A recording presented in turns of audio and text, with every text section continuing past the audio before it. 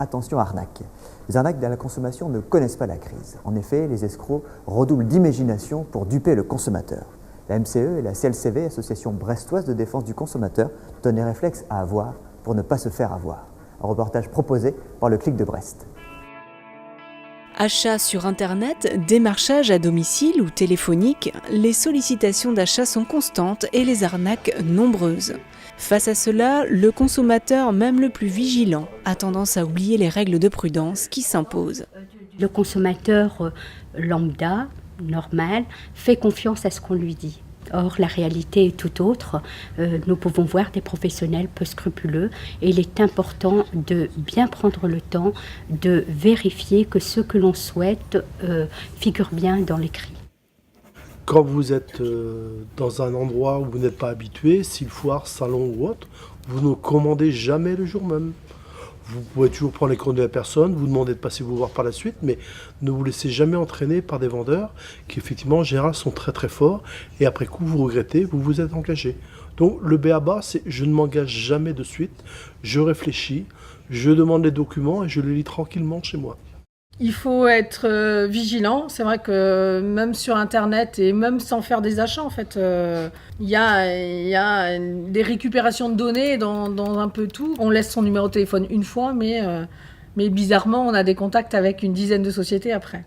Sur Internet, l'un des outils les plus prisés par les pirates est l'email. Le message électronique malhonnête a pour but d'inciter le destinataire à effectuer un transfert de fonds ou bien transmettre ses coordonnées bancaires.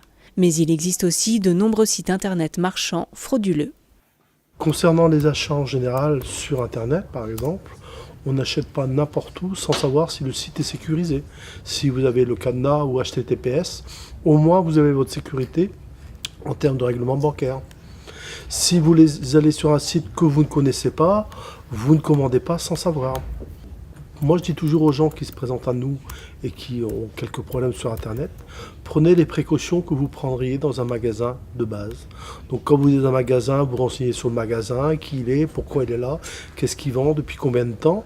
Donc, prenez au moins la précaution de vous renseigner quand vous allez sur un site sur Internet, qui il est, où il est, depuis combien de temps, est-ce qu'il y a eu des problèmes.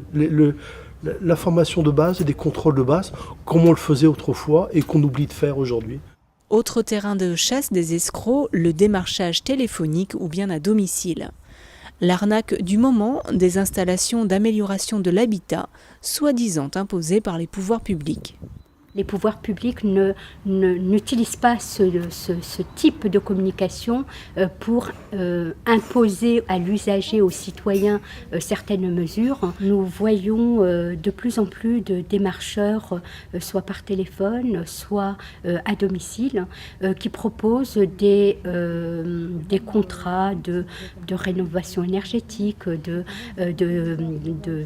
d'isolation énergétique, de pose de photovoltaïque avec des crédits à la clé.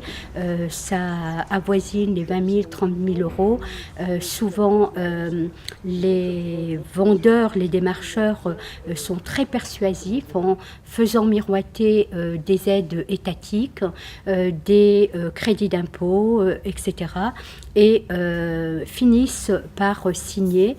Et lorsqu'ils se rendent à la réalité, rien n'existe de tout cela. Avec des sommes aussi importantes, c'est vraiment prendre le temps de la réflexion et ne pas forcément contracter avec quelqu'un qu'on n'a pas sollicité. On est souvent surpris, on n'a pas demandé à faire ses travaux, on n'a pas demandé à comment faire ce ravalement, on n'a pas demandé à changer de chaudière. Il faut prendre le temps de se poser et de faire la comparaison avec les différents professionnels.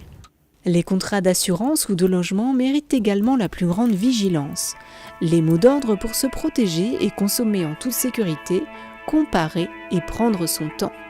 Et au besoin, contacter rapidement une association d'aide aux consommateurs.